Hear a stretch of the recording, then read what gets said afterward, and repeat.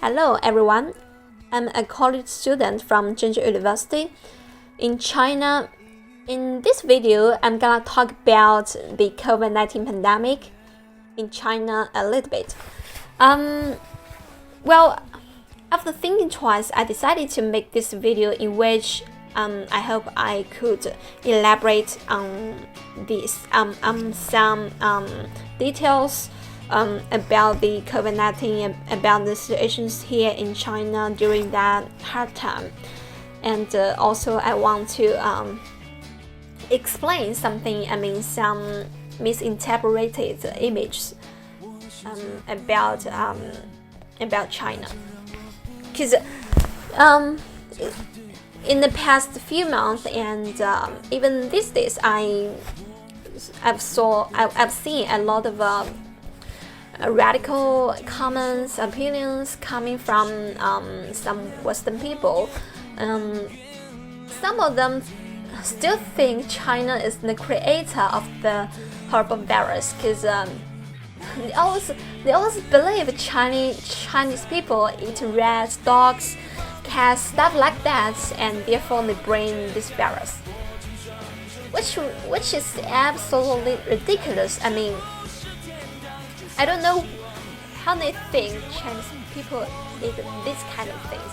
And also it's to hear some people think Chinese people are oppressed by the government because they think enforcing lockdown and wearing masks is a violation of human rights. But in fact, I must say it's just kind of some people think it's a violation of human rights because they have a different ideology which is different from Chinese people. And in fact, in China, most people are in favor of the measures taken by the government, like quarantining themselves at home, wearing masks in public, even if it's kind of extremely inconvenient and uncomfortable.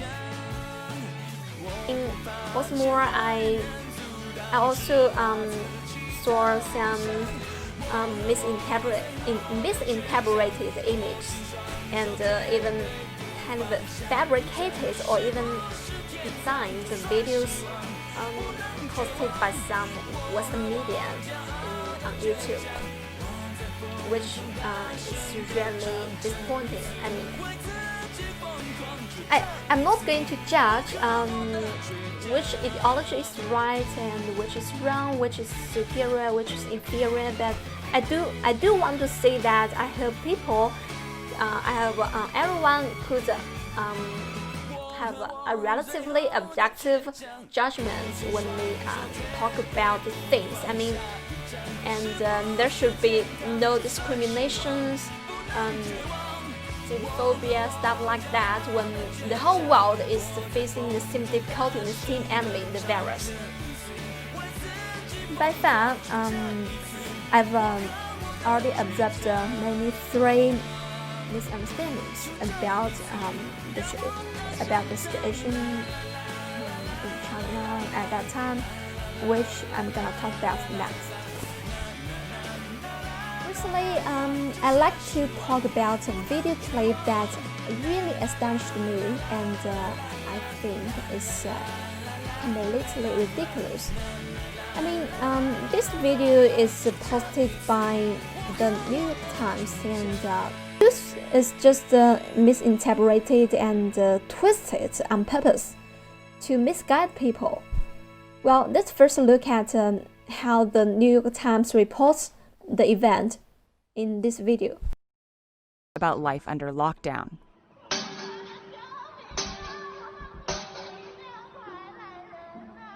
Posted online one day, but gone the next.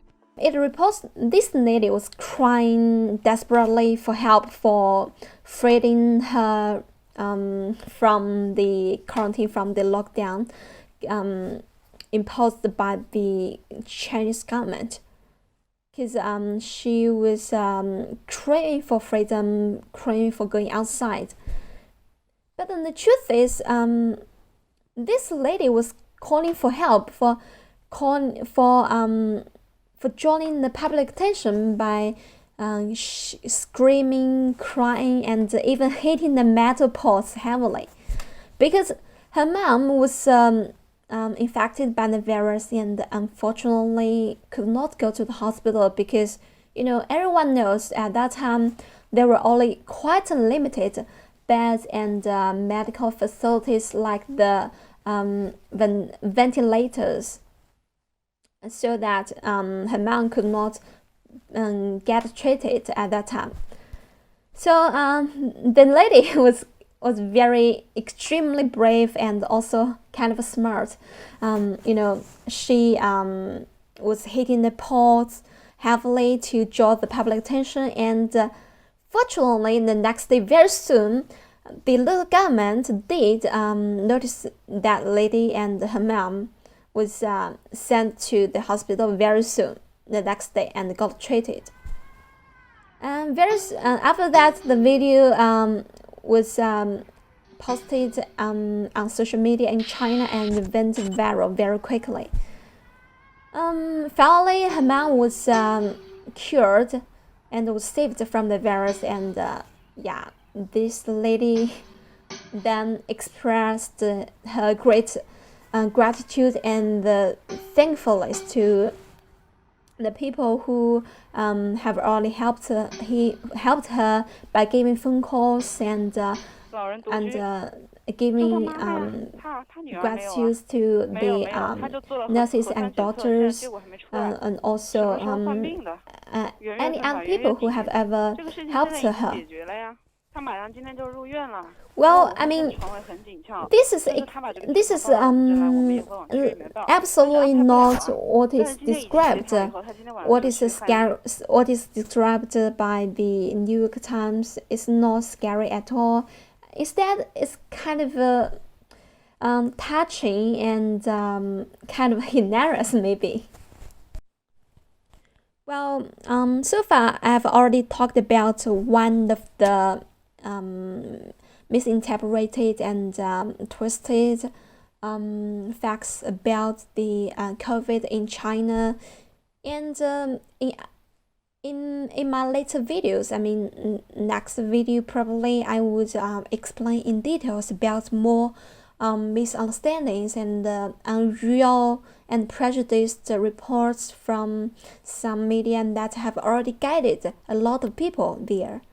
And finally, I want to terminate my video by a very, fantastic and an excellent video clip. Well, let's look at the videos.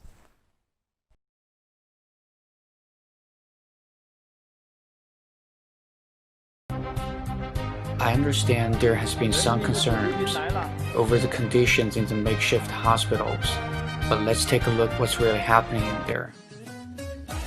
It's not what you thought, right? They're actually having fun in there. The nurse with the protective gear is teaching the patients to dance.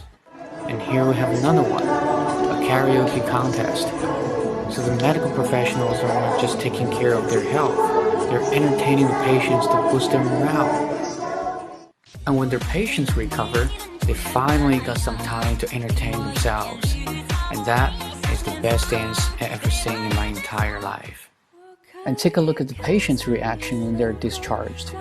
It's obvious how satisfied and how grateful they are. And this is the cabin attendant thanking the plane of medical professionals flying to her hometown to save lives.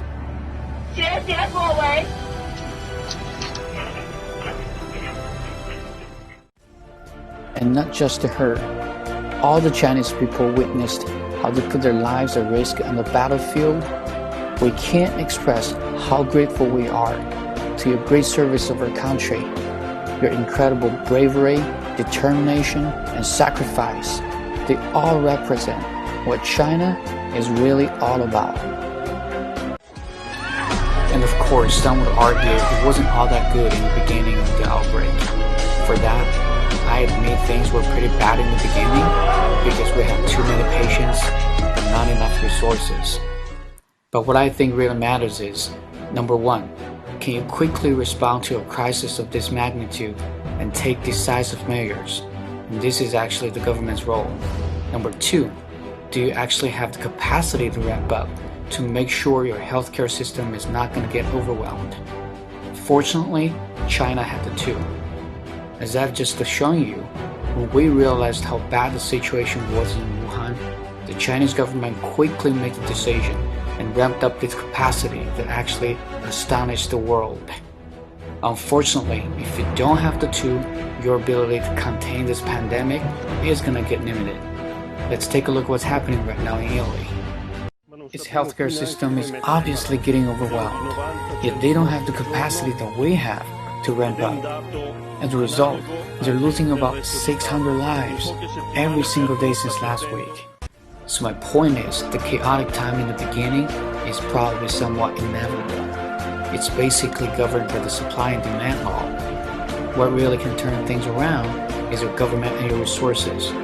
We Chinese people have witnessed the handling of this crisis by our government. Quite frankly, we all feel so proud and fortunate to be a Chinese. I also wanted to bring to your attention something that barely gets covered by the Western media. That is, all the tests and medical expenses that you incur during hospitalization are actually covered by the Chinese government. So you don't have to pay a penny out of your own pocket. It is free. This is huge because after the initial chaotic time, the patients were all hospitalized, not sent home. And the number you're looking at is a whopping 50,000 patients in the city of Wuhan alone.